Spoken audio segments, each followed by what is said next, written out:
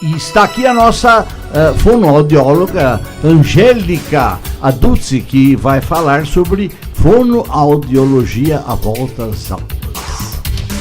Boa tarde, Dr. Gutierrez. Boa tarde a todos da rádio, aos ouvintes. Vou dar umas dicas para o retorno às aulas, para que seja bem tranquilo para as crianças e para os pais, até mesmo para a escola. Na semana que vem, a maioria das escolas já vai estar voltando, algumas até já voltaram.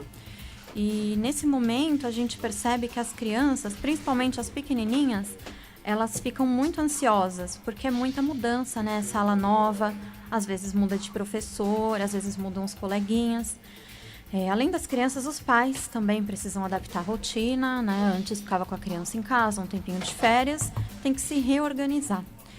Algumas coisas que são importantes a gente pensar, uma delas é o estado de ânimo da criança.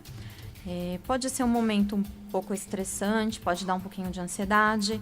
Se é uma criança que já tem problema de autoestima, a gente precisa prestar atenção como vai ficar esse estado emocional.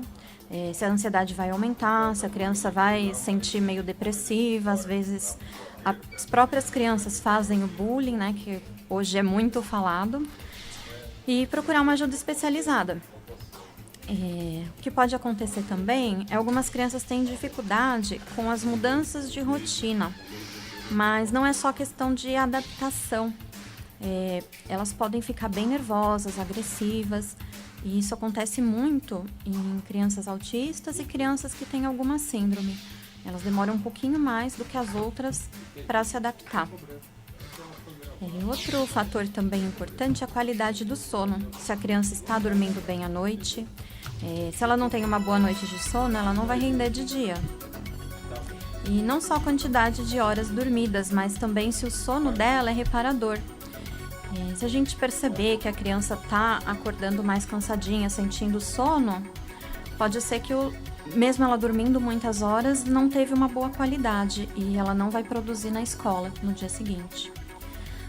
O que eu considero também, acho que um pouco mais importante do que os outros fatores que precisam de uma intervenção mais rápida é a visão e a audição.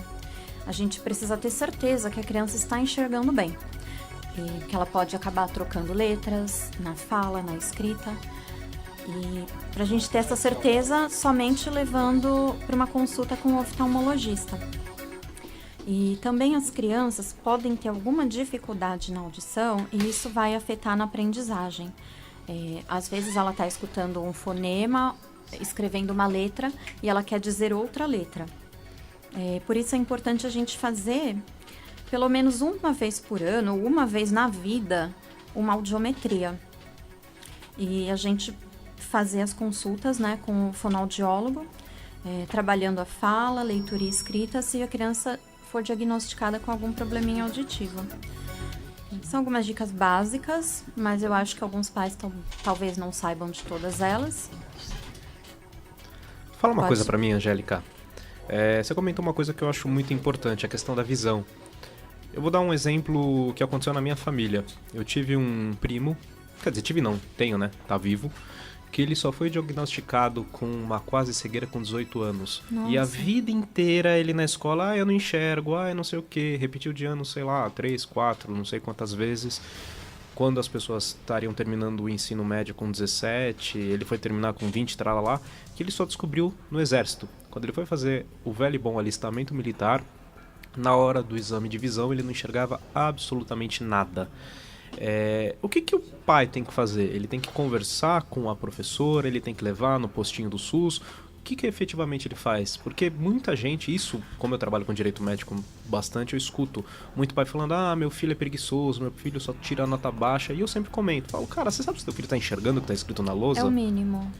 O que ele faz? O que ele procede? Leva no posto, conversa com a direção, a escola tem a obrigação de fazer eventualmente um exame? Como é que funciona? Tem escola que até faz esse exame, mas é importante a professora perceber no dia a dia. A criança, ela dá sinais. Às vezes ela aperta os olhinhos para enxergar, igual uma pessoa míope, né? Tá com dificuldade para enxergar, vai apertar os olhinhos, vai começar a trocar. Às vezes ela tá ouvindo bem, não tá enxergando.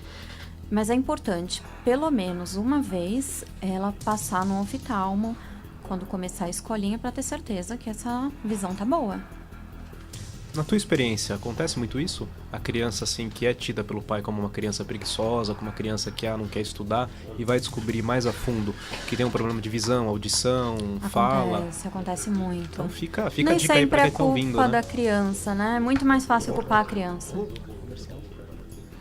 Então fechou, Angélica. Muito obrigado, até a próxima semana. Obrigada a vocês. Ouvimos então aí a nossa fonoaudióloga Angélica Vieira Alducci.